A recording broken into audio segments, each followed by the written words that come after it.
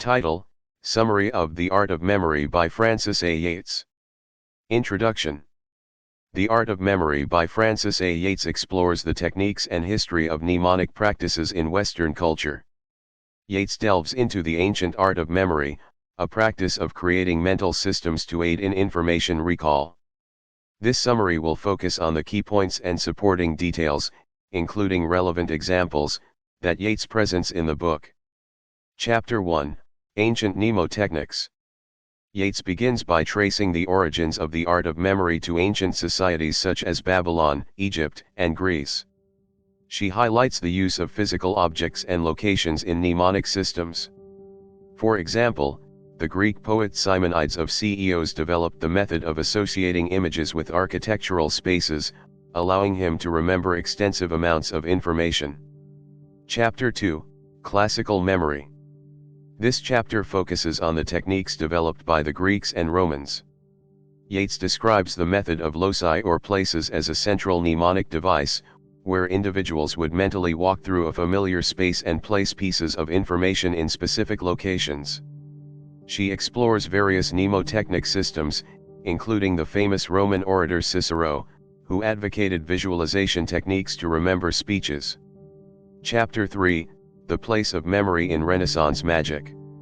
Yates explores how memory techniques continued to evolve in the Renaissance period, particularly within the realm of occult and hermetic practices. She examines the connection between memory and magic, highlighting figures like Giordano Bruno. Bruno believed memory to be the gateway to higher knowledge and argued that mnemonic systems could be used to access supernatural powers. Chapter 4, The Memory Theater of Giulio Camillo. In this chapter, Yates explores the work of Giulio Camillo, an Italian Renaissance scholar who conceptualized an intricate memory theater. The theater was designed to facilitate the memorization of vast amounts of knowledge through visual and spatial associations. Examples of these associations included assigning people, objects, and concepts to specific parts of the theater's structure. Chapter 5, The Art of Memory and the Academy. Yates investigates the influence of mnemonic techniques on education during the Renaissance. She discusses the pedagogical applications, including the use of memory theaters as tools for teaching. Yates also emphasizes the revival of ancient memory treatises, such as Giulio Camillo's The Idea of the Theater, in academic circles. Chapter 6, The Memory Systems of Raymond Lull and Giordano Bruno. In this chapter, Yates examines the memory systems developed by Raymond Lull and Giordano Bruno, two influential Renaissance thinkers. Lull's Ars Magna explored a mechanical system of memory based on combinations and associations of concepts. Bruno expanded on Lull's ideas, combining mnemonic systems with his metaphysical and magical beliefs.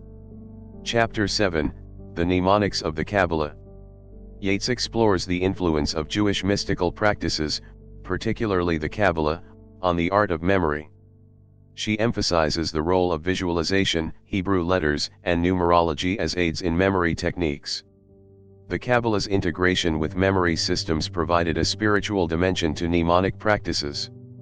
Chapter 8, English Renaissance Memory.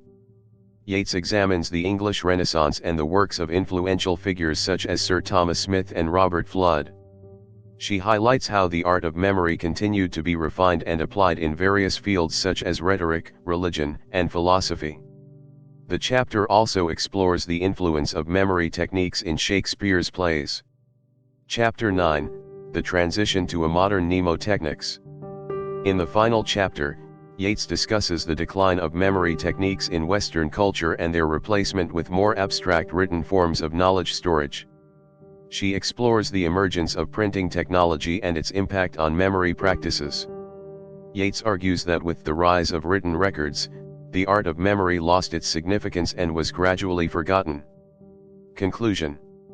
The Art of Memory by Francis A. Yates provides a comprehensive exploration of mnemonic practices throughout history.